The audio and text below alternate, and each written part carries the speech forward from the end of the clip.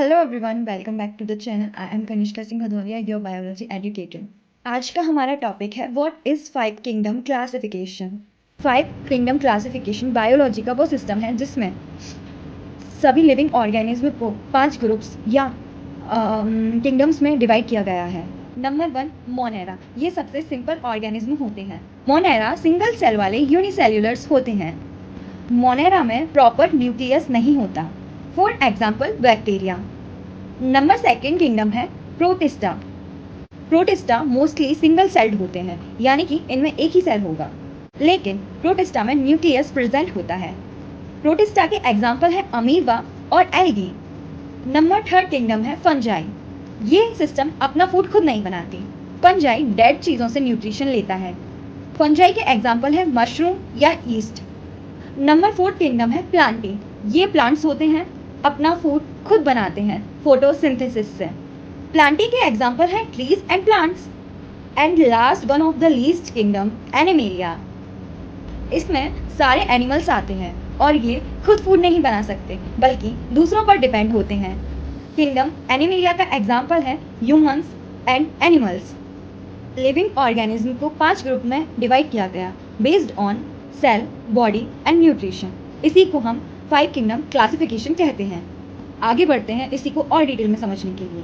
तो सेल्स कितने टाइप के होते हैं? सेल 2 टाइप के होते हैं, एक प्रोकैरियोटिक सेल और एक यूकैरियोटिक सेल। प्रोकैरियोटिक सेल्स वो सेल्स होते हैं जिनमें ट्रू न्यूक्लियस और मेम्ब्रेन बाउंड ऑर्गेनेल्स नहीं होती।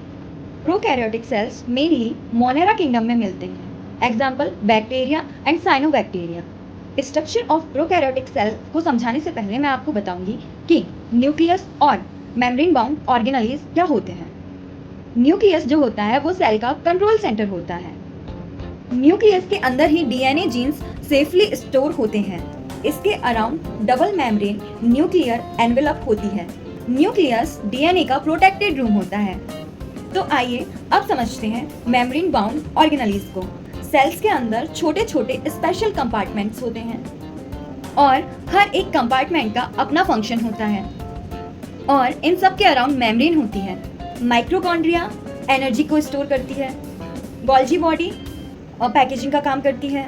ईआर प्रोटीन बनाती है और लिपिड्स को सिंथेसिस कराती है। ऑर्गेनेल्स सेल के अलग अलग डिपार्टमेंट्स होते हैं।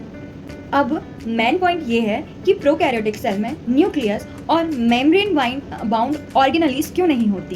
प्रोकैरियोटिक्स प्रिमिटिव सिंपल सेल्स होते हैं और इनका डीएनए फ्री फॉर्म में साइटोप्लाज्म में होता है और इसे न्यूक्लियोइड बोलते हैं। इनके पास न्यूक्लियर मेम्ब्रेन बनाने का सिस्टम डेवलप नहीं हुआ। इसके रीजन है कि ये इवोल्यूशन के अर्ली स्टेज के ऑर्गेनिजम्स हैं, जिसके कारण इनका स्ट्रक्चर सिंपल रह गया और फास्ट ग्रोथ और डिवीजन चलता रहा। प्रोकैरियोटिक्स में रूम बनाने के बजाय डीएनए सीधा अपने हॉल में रखा है।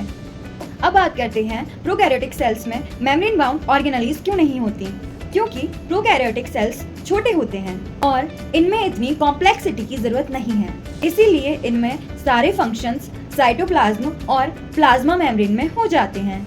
Example respiration. Respiration plasma membrane में ही होता है, माइटोकॉन्ड्रिया में नहीं।